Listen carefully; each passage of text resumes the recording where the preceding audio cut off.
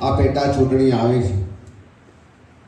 હું માનું છું કે કુદરતે કંઈક નક્કી કર્યું હશે કે ગુજરાતની લોકોની જે અપેક્ષા છે કે સત્તામાં જે લોકો બેઠા છે અભિમાની બની ગયા છે, તાનાશાહ બની ગયા છે, ભ્રષ્ટાચાર એની ચરણ સીમા પર છે અને બધા જ વર્ગ વિસ્તારના લોકો હેરાન પરેશાન છે અને પરિવર્તન કરવા માંગે છે. એ સંદેશો આપવાનો મોકો કુદરતે આ પેટા ચૂંટણીથી આપણને આપ્યો છે.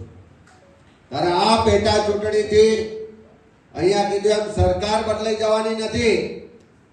પણ આવનારા સમયની દિશા ચોક્કસ નક્કી થવાની છે. જેમ હમણાં જ હું ગઈકાલે ટીવીમાં જોતો હતો કે શરમ સાથે કહેવું પડે કે આ આપણી ચરોતરની ધરતી પર જે પશુપાલકો પડસેઓ લોહી રેડીને દૂધ ઉત્પાદન કરે છે, એ લોહી ને પડસેવાનું દૂધ અમૂલ ડેરીમાં જમા થાય, જેમાંથી લાખો લોકોનો ઘરનો ચૂલો સળગે છે, એનો પૂર્વ ચેરમેન ભાજપના સ્ટેજ પરથી એમ કે આ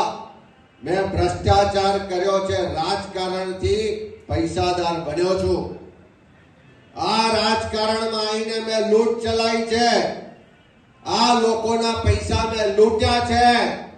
અને અમે ગાડી બંગલા વાળા પૈસા વાળા થયા છે, એવું ભાજપનો એક નેતા ભાજપના મંચ પરથી કે એ જ બતાવે છે કે આ લોકોની તાનાશાહી, આપખુદશાહી, અભિમાન આસમાને છે. સાંભળ્યું તો કે બધા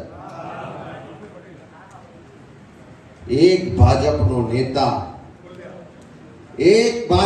નેતા એક રાજ્યનો મુખ્યમંત્રી કે એમનો વડાપ્રધાન કે કોઈ એને વખોડ્યું નહીં. આવું બોલનારાને જો તાત્કાલિક સસ્પેન્ડ કર્યો હોત તો લાગ્યું હોત કે આ ભાજપ ભ્રષ્ટાચાર સામે વિરોધમાં છે અને નાથવા માંગે છે, પણ બધા જ તાલીઓ વગાડતા હતા. એનો મતલબ કે જે પણ ભ્રષ્ટાચાર થાય છે એ કમિશનના પૈસા કમલમમાં પહોંચે છે અને આખી સરકારને, આખી ભાજપ આ ભ્રષ્ટાચારમાં ઇન્વોલ્વ છે. એટલે આજે જે આપણે ચૂંટણી લડવા જઈએ છે,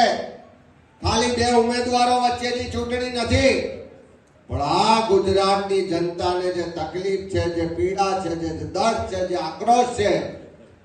એનો અવાજ બનવાની ચૂંટણી છે. આ ભાજપના નેતાઓ જેની પાસે સાયકલનું પણ ઠેકાણું નતું, આજે ગાડી બંગલા વાળા થયા છે, આજે મારા તમારા પરસેવાના ટેક્સના પૈસાની લૂંટ ચલાવે છે, એવા લોકોને